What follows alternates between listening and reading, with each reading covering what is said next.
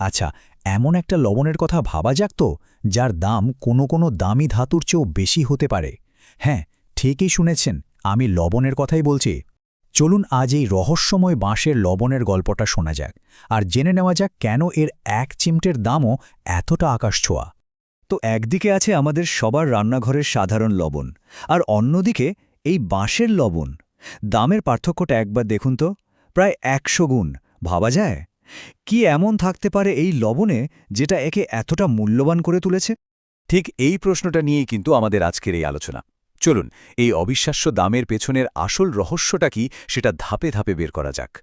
বাঁশের লবণের এই যে অসাধারণ একটা গল্প, এর শুরুটা কিন্তু হয় মাত্র ৪টে খুব সাধারণ কিন্তু খুবই নির্দিষ্ট কিছু প্রাকৃতিক উপাদান দিয়ে।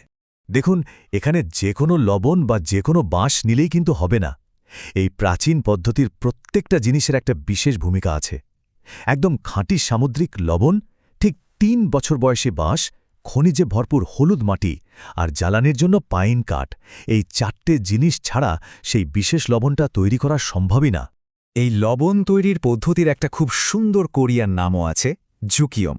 এই নামটা শুনলেই বোঝা যায় যে এর পেছনে একটা গভীর সাংস্কৃতিক ঐতিহ্য জড়িয়ে আছে, আর এটা যে কতটা সময় আর ধৈর্যের কাজ সেটাও কিন্তু নামটা থেকেই আজ করা যায়। আচ্ছা, এবার আমরা এই প্রক্রিয়ার একেবারে মূল পর্বে চলে এসেছি, মানে যেখানে সাধারণ লবণ একটা অসাধারণ যাত্রার মধ্যে দিয়ে যায়। এটাকে বলা যেতে পারে লবণের জন্য এক কঠিন অগ্নি পরীক্ষা। প্রক্রিয়াটা একবার ভাবুন, কি পরিমাণ পরিশ্রমের কাজ। প্রথমে বাঁশের নলের ভেতর লবণটাকে ঠেসে ঠেসে ভরা হয়। এরপর হলুদ মাটি দিয়ে মুখটা এমনভাবে বন্ধ করে দেওয়া হয় যাতে একটুও বাতাস ঢুকতে না পারে। তারপর পাইন কাঠের গনগনে আগুনে ঘণ্টার পর ঘণ্টা ধরে পোড়ানো হয়। শেষে ভেতরে সেই জমে যাওয়া লবণের দলাটা বের করে গুঁড়ো করা হয়।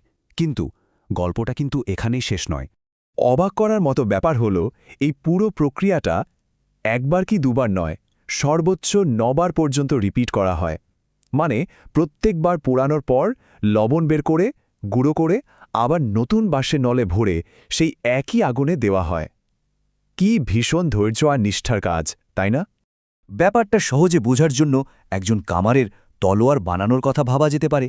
কামার যেমন লোহাকে বারবার আগুনে গরম করেন আর হাতুড়ি দিয়ে পিটিয়ে আরও শক্তিশালী আর নিখুঁত করে তোলেন, ঠিক সেভাবেই এই লবণকেও বারবার আগুনে পুড়িয়ে আরও বিশুদ্ধ আর খনিজে ভরপুর করে তোলা হয়।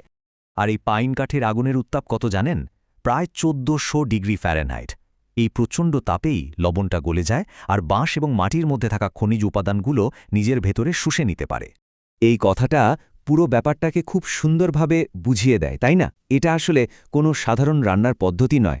এটা যেন একটা ম্যাজিক, যেখানে একটা সাধারণ লবণ, আগুন আর প্রকৃতির ছোঁয়ায় নতুন করে জন্ম নেয়।